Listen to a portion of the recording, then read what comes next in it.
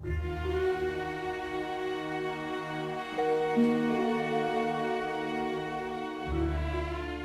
came to Canada with the clear idea that I would be a documentary filmmaker, and I wanted to make stories about South Africa, the place I knew very well, and I was all about it, and I was told that I couldn't just start doing that. I had to have some sort of training and get into the business, because from South Africa I was pretty isolated. I did not know anything about the movie production kind of machine. So I took a job with the CBC, which is the Canadian Broadcasting, and because of my architectural background, I got a degree in architecture. The person who interviewed me said, well, we don't have any spots in the architecture department, but there's a set designer down the street who might be interested in talking to you. And I went to see their head of set design, and he was a wonderful man.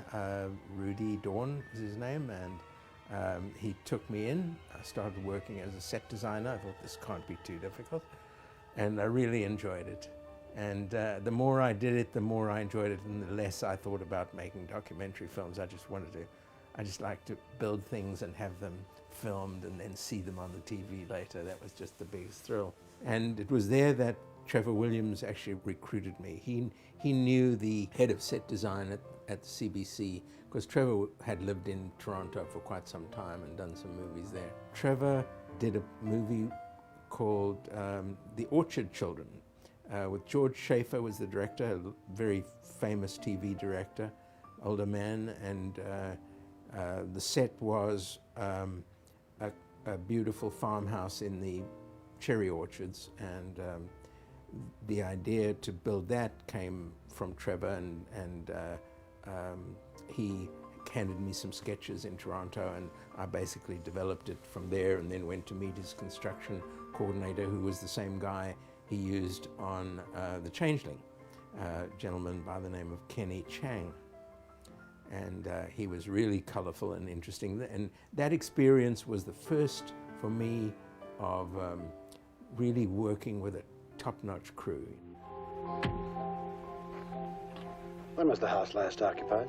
Let's see, about 12 years ago. Well, I'm sure they were looking for a place where they didn't have to build everything, and I know that Trevor must have been lobbying very hard to build everything, and rightly so, because that's the way the camera can have the freedom to do what it needs to do, and how he can control every situation. And also it's good for a number of other, technical reasons, for sound and so on. We looked for an exterior that we could possibly use without too much alteration, and we didn't find anything that had the Gothic quality that the director wanted. It just became clear that as Trevor worked with the director, that he had his confidence to be able to say, yes, we can build exactly what you want, and we went ahead and did that. And then it became a matter of extrapolation to build the interior. We knew what we needed from the script. We needed the interior, we needed that staircase, we needed the attic. So we were able to build the pieces, not the whole house, but enough of it, and then we'd cut to the outside. The garden played an important part, that pool and the kind of arcaded structure behind the pool. The greens, we brought in a lot of greenery to create the ambience.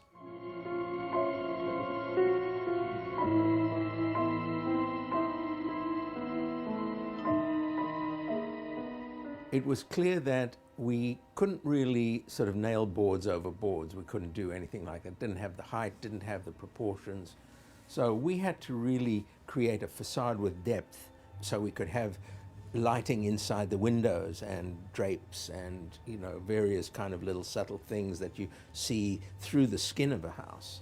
The most practical thing was to create a scaffolding structure, steel scaffolding structure, that allowed access for the special effects, for all the craft to get in behind the facade of the building and layer, for instance, for the fire, layer it with the kind of incendiary material that you needed to have, and be able to put that in the right places, and all very carefully tuned to the max.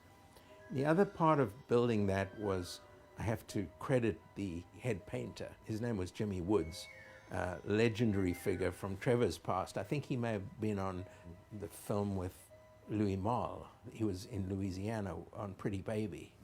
I think that's where Jimmy Woods came from. And Jimmy Woods was one of these legendary characters. And he lived in a caravan on the set in the front yard of that house for the longest time. And he would paint at any time of the day or night. He had no schedule. He had no assistants. He would just be there, a crazy man with a ladder and a paintbrush and a hose pipe, and he'd use any kind of materials. But he did some really wonderful work distressing the new materials, because you go in with, building materials, plywood, plaster, and it all looks like nothing much until you get a magician start to work on it. Wow. As things are, normally you have wild pieces. By wild, I mean not tethered to anything and can be moved in units as a piece and not fall apart when they're moved. And that has to be done fast because when you change angles, you want to get that wall out of the way because the camera has to be there.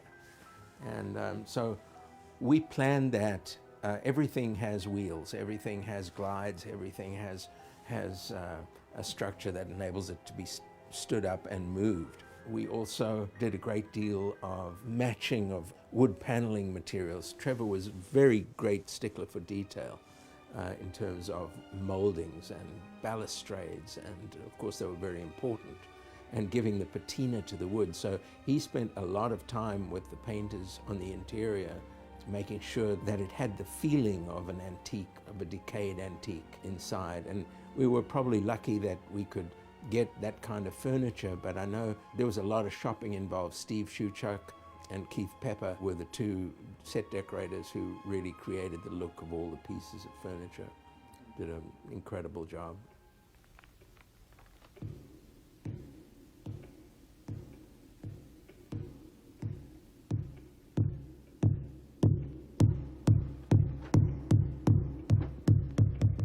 Well, I know there was just a tremendous amount of rehearsal of the bouncing of the ball, getting down the staircase. That was just something that it went on and on and on and on. It got right, but that's an example of the craft being it's just a craft. You just keep doing it until it's perfect.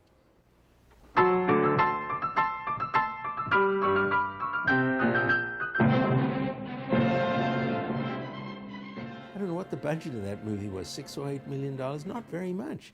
In today's terms, you're kidding. You couldn't do it.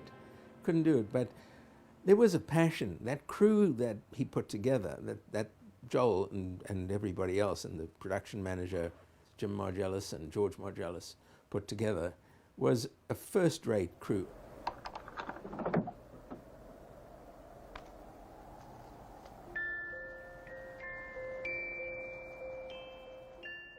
Trevor was a person who I think worked by telepathy more than most other means of communication. And you had to listen very carefully, watch him carefully, and just do what felt right, because he would let you know if it wasn't right. But if it was right, he'd communicate that by bodily gestures, and I never lost respect for Trevor. He was an amazing man, and I owe him a great deal. Really sorry he's not here.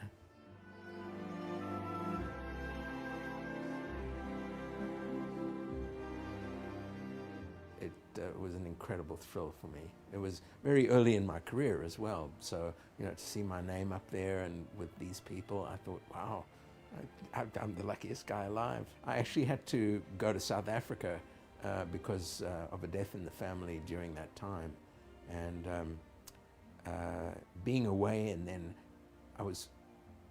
coming back to it really struck me how how far I'd come physically and emotionally and mentally from my home, you know. It's the immigrant experience in a big way.